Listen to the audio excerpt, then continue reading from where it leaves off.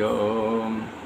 हे तात, ऐसा विचार करके तुम घर पर ही रहो। श्री रामचंद्र जी लक्ष्मण को समझा रहे हैं। इतना सुनते ही लक्ष्मण बहुत व्याकुल हो गए।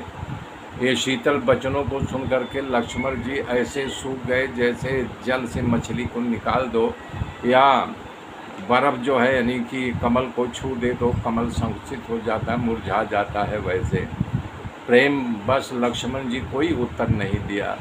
तो व्याकुल हो करके श्री रामचंद्र जी के चरण पकड़ लिए और कहा, हे नाथ, मैं आपका दास हूँ, आप मेरे स्वामी हो और आप ही मुझे छोड़ दोगे तो मेरा क्या होगा। हे स्वामी, मुझे सीख तो आपने बहुत ही अच्छी दी, पर मैं ये सब नहीं कर सकता। शास्त्र और नीति ये श्रेष्ठ पुरुषों के काम है। जो उनके अधिकारी हैं वो धीर और धर्म के धुरंधर हैं। हे प्रभु, आपके स्नेह में मेरा पालन पोषण हुआ है, क्या कभी हंस मंदराचल पर्वत को उठा सकता है क्या। हे नाथ, मैं स्वभाव से ही कह रहा हूँ, आप विश्वास रखो। आपके अलावा मेरा कोई गुरु न पिता न माता, किसी को भी मैं नहीं जानता हूँ। जगत में जहाँ तक स्नेह का संबंध है, प्रेम और विश्वास है, जिसे वेदों ने भी गाया है। हे स्वामी, हे दीनबंधु, हे सभी के अंतर मन को जानने वाला, मेरा तो सब कुछ आप ही है, आपके अलावा कुछ नहीं है। धर्म और नीति का उपदेश उसे करना चाहिए जिसे कीर्ति, विभूति, ऐश्वर्य और सद्गति प्रिय हो, परंतु मैं वन कर्म वचन से आपका दास हूँ, आपके चरणों में ही प्रेम रखता हूँ। तो भला बताओ, आपको त्यागने योग्य हैं क्या।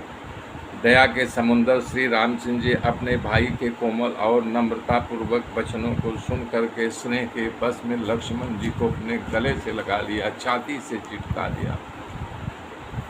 तब राम जी ने कहा, हे भाई, जाकर माता जी से तुम आज्ञा लेकर के अति शीघ्र आओ और बन के चलने की तैयारी करो।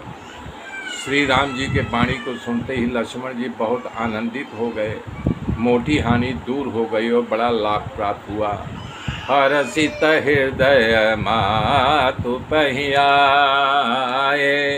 मनहु अंत फिर लोचन पाए। जाय जननी पगनायौ माथा, मनु रघुनंदन जानती माता।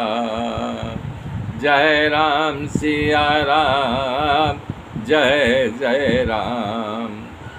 लक्ष्मण जी प्रसन्न होकर के माता सुमित्रा के पास आए। ऐसा लगा जैसे मानो अंधे को आँख मिल गई हो, और वो माता के चरणों में सर झुकाया, परंतु उनका मन रघुकुल के आनंद देने वाले श्री राम और जानकी जी के साथ ही था।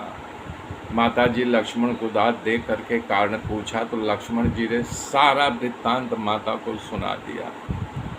उनके कठोर वचनों को सुन करके चौंक पड़ी। जैसे हरणी वन में चारों ओर से आग लगी हो तो व्याकुल हो जाती है, इसी प्रकार से सुमित्रा माता व्याकुल हो गई। लक्ष्मण ने देखा अब तो अनर्थ हो गया, स्नेह के बस में होकर के मैंने जो बोला वो काम बिगाड़ देगा। इसलिए विदाई मांगते हुए मन में संकोच हो रहा है कि हे विधाता, माता जी मुझे जाने की आज्ञा देगी कि नहीं। हे मित्रों, मेरे साथ बने रहिए, आगे की गाथा फिर पर जोड़ूंगा। तब तक के लिए जय श्री राम।